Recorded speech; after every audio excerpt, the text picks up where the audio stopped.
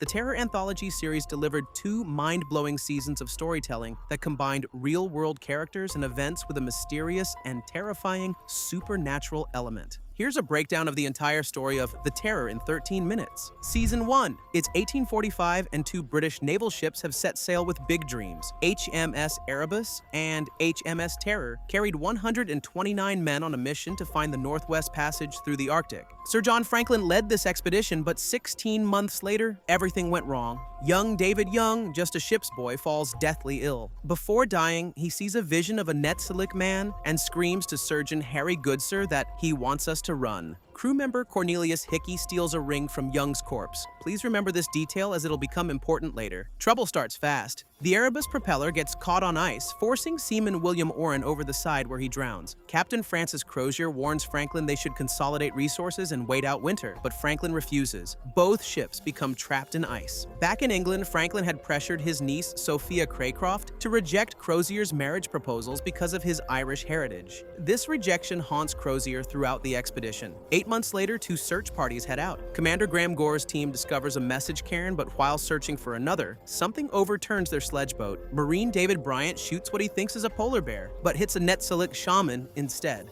Then the real monster appears. A massive bear-like creature with an almost human face kills Gore instantly. The surviving men rush back with the dying shaman and his daughter. Before dying, the shaman tells his daughter she must now control the Tunbach. She warns Crozier that all ships must leave or everyone will disappear. The crew nicknames her Lady Silence. Franklin joins a hunting party to track the creature, but it ambushes them. Tunbach kills Bryant, then drags Franklin into a fire hole where he dies. Only his severed leg remains. Command falls to Crozier, who struggles with alcoholism while facing mounting problems. Lieutenant John Irving catches Hickey being intimate with Officer's steward William Gibson, creating tension between the men. Irving confronts Hickey about his forceful behavior toward Gibson. The creature attacks the Terror directly, chasing Ice Master Thomas Blanky up the mast and mauling his leg before cannon fire drives it away. Blanky's leg gets amputated. Surgeon Goodsir suspects lead poisoning after noticing crew members developing gray gums and violent behavior. He tests contaminated food on Franklin's pet monkey Jacko, who becomes violent and dies, confirming their canned food is slowly killing everyone. Goodsir tells his superior Stephen Stanley about the lead poisoning and connects it to Young's death and other health problems, but Stanley appears completely unconcerned. Captain James Fitzjames orders a carnival celebration to boost morale during the first sunrise of 1848, during which Crozier announces they're abandoning both ships. Lady Silence returns, having cut out her own tongue to regain control over the Tunbach. Chaos erupts when Surgeon Stephen Stanley, deteriorating from lead poisoning, sets the carnival tents and himself on fire, killing several men.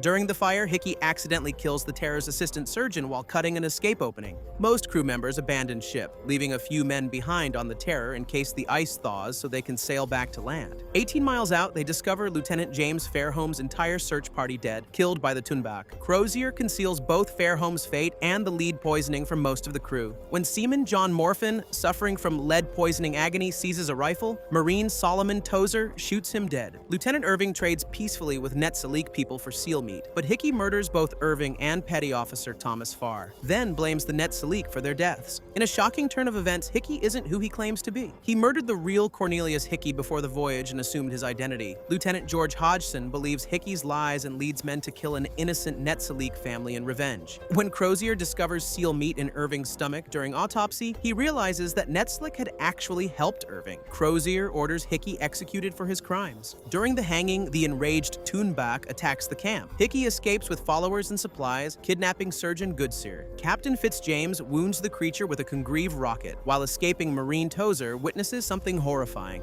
the Tunbach consuming Officer Henry Collins's soul. Fitzjames develops scurvy and begs Crozier to end his suffering, which Crozier reluctantly does. Petty Officer Harry Peglar also succumbs to scurvy. His secret lover, Officer Steward John Bridgens, heartbroken by Peglar's death, commits suicide by wandering into the wilderness and dying of exposure. In England, Franklin's widow, Lady Jane, teams up with writer Charles Dickens to fund rescue missions, but their efforts come too late. Hickey forces Goodsir to butcher poisoned crew members members for food. When Hickey kills the dying Gibson, Goodsir discovers Young's stolen ring on Gibson's body, revealing Hickey's earlier theft. When Hickey demands Crozier be brought to him, loyal crew member Tom Hartnell dies in the ensuing trap, and Crozier surrenders to save others. Lieutenant Edward Little wants to rescue Crozier, but the remaining crew unanimously votes against it, leaving the sick behind, including Lieutenant Thomas Jobson, who dies believing Crozier abandoned him. In a final act of heroism, Goodsir poisons himself before being consumed, signaling Crozier to eat only boot soles to avoid the tainted meat. Hickey's followers die from eating Goodsir's poisoned flesh. Desperate and weakened, Hickey reveals his true identity to his weakened men and Crozier, admitting he planned to escape to the Hawaiian Islands when the ships originally stopped there. He cuts out his tongue, attempting to control the toonback like Lady Silence did. The creature completely rejects him,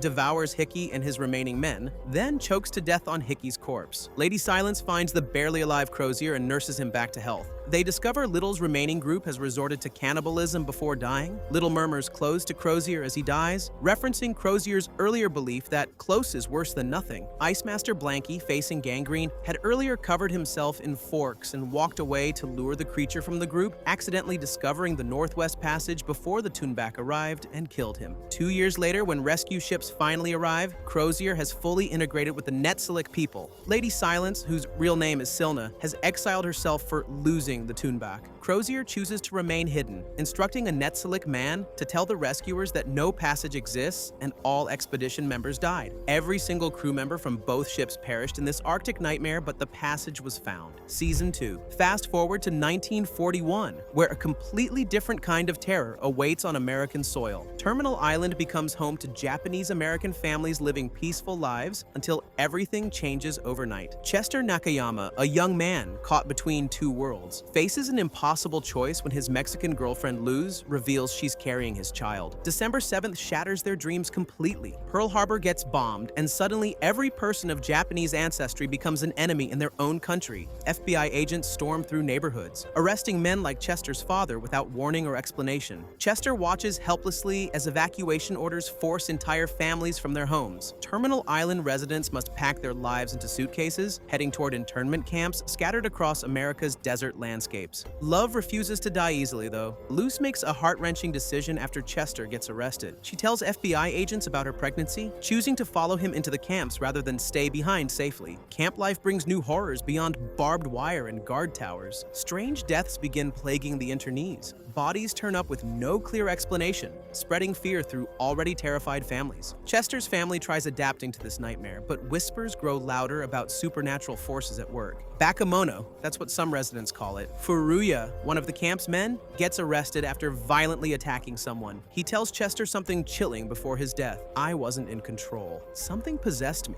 Children discover Furuya's lifeless body the next morning. Behind this evil is Yuko, a vengeful spirit disguised as a helpful midwife. She harbors dark obsessions with Chester and Lutz's unborn child, setting plans in motion that will destroy everything they hold dear. Chester accepts a translator position with the U.S. Army, leaving camp for Guadalcanal. War zones offer no escape from supernatural terror, though. While working with U.S. Army forces and searching for a missing sergeant, Chester uncovers a secret code hidden on the belt of a dead Japanese soldier. Believing he might be haunted by a Yurei, Chester takes photographs near his military camp and examines them closely for supernatural signs. Strange photographs reveal ghostly figures around his military base, confirming his worst fears about being followed by evil spirits even in combat zones. At the internment camp, the Japanese Americans face a humiliating loyalty test that tears their community apart. Families must choose sides, creating divisions that destroy lifelong friendships and turn neighbors against each other. Yuko's influence spreads like poison throughout the camp. She possesses MP Nestler, forcing him to jump from a watchtower to his death.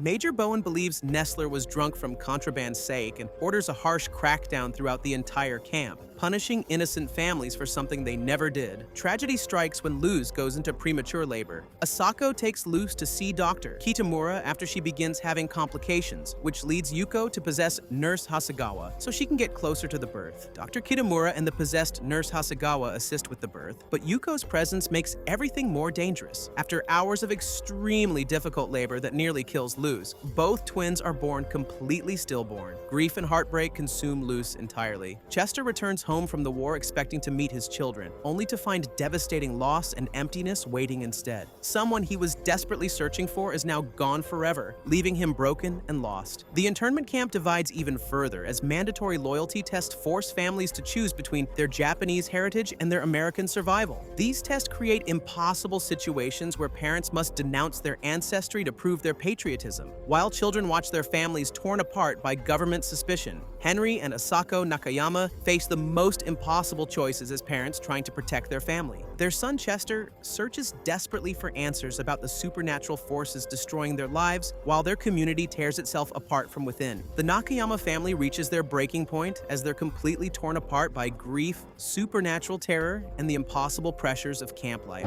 Amy, a dedicated camp nurse, gets caught between following military orders and doing what's morally right when a tuberculosis outbreak spreads rapidly through the overcrowded barracks. She's tormented by a powerful supernatural nemesis while watching people suffer from both disease and evil forces. She knows helping infected prisoners could cost her position and freedom, but watching innocent families suffer and die becomes completely unbearable. Amy must take matters into her own hands as the outbreak worsens, and Yuko targets her directly with increasing violence. Chester and Luce reach their breaking point as their relationship crumbles under the crushing weight of loss and the surrounding evil forces. Chester meets a mysterious boy who finally provides crucial answers about the supernatural force that has been relentlessly hunting them throughout their entire ordeal. This boy reveals secrets that change everything Chester thought he knew about their situation, and gives him the knowledge needed to potentially fight back against the evil spirit. Amy battles her own demons as Yuko targets her directly. The Terminal Islanders eventually return home after the war ends, but nothing feels familiar anymore. Their neighborhood has changed, their neighbors have moved away, and rebuilding seems impossible. Family bonds stretch to their breaking point. The Nakayamas must overcome years of pain and resentment to face the spirit threatening their future together. Chester and Luz struggle with their identities, wondering if they can save anyone when they can barely save themselves. Amy and Yamato-san, an elderly camp resident, try adjusting to American life again. Everything feels foreign after years of imprisonment, and society offers little help for their transition. Henry and Asako search their past for answers that might solve their present nightmare. Chester and Luz must embrace who they truly are if they want to protect the people they love most. The final confrontation approaches, and everyone must choose between running from evil or standing together against it. So, which season terrified you most? The Arctic nightmare, wartime supernatural horror, or modern psychiatric terror? Please share your thoughts in the comments below. What other series would you like to see us cover?